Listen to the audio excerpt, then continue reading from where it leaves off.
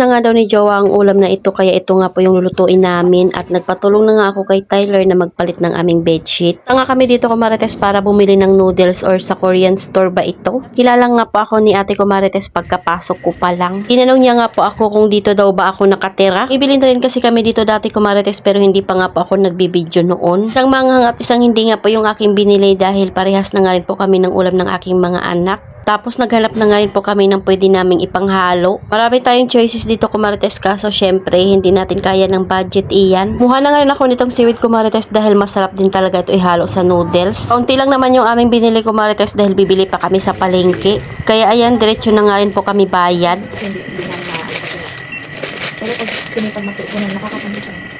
Magkano po lahat?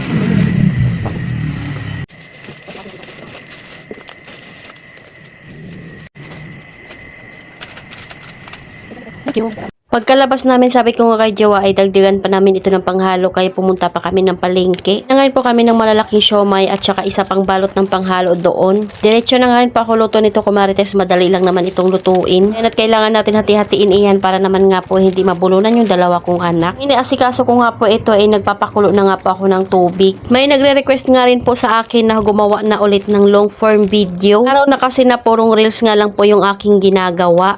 Ito magluto Syena nga muna tayo. Pansin ko nga pong may balot pa yung mga crab stick dyan kaya tinanggal ko na muna. Hindi ko na nga rin po kasi matandaan Kumarites kung kailan nga po kami huling nag-ulam nito. Yan at naka-ready na po lahat. Sakto naman nga po ay kumukulo na nga po ito. Una ko nga muna ilunod yung mga panghalo Kumarites bago nga po yung noodles dahil feeling ko nga mas mabilis maluto yung noodles. Ikaw na nga rin po pala yung mga panlasa dyan para naman nga po mag-mix na nga po yung mga panlasa niya. Kuluin ko lang ito bago ko nga po ilagay yung mga noodles niya. Man ko nga po yung sabaw niyan Kumarites medyo na parami pala yung aking sabaw kaya naman nagdagdag ako ng asin. Kaya lang din po ito kumulo kaya ayan nilunod ko na nga po yung pinaka noodles niya at naglagay na nga rin po ako ng seaweed. Kuluin ko nga lang po ito ng isang beses bago nga po kami kumain. Man ko nga iyan Kumarites medyo maanghang nga rin po talaga iyan, sana nga ay kukumain yung dalawa kong anak. So ayan at nakaluto naman din kaagad kami. Bago nga kami umakyat sa taas sabi ko nga kay Jowa ay kumuha siya ng bagong bedsheet dahil magpapalit nga ako ng bedsheet namin. Ulat nga ako si Tyler ay gising pa pala at doon na nakahiga sa higaan namin. Sabi ko sa kanya tulungan niya ako magpalit dahil hindi pa naman siya natutulog. Dahil masama ang loob niya tumambling-tambling pa dyan. Kasalanan niya talaga yan Kumarites dahil nga gising pa siya. Kaya tinatawanan ko siya, sabi ko imbis na tulog na siya, ayan magpalit siya ng bedsheet. Katapos niya nga magtanggal ng mga punda doon, ang sabi ko sa kanya ay diretsyo niya na ligpit. Bago siya umakyat doon sa higaan nila.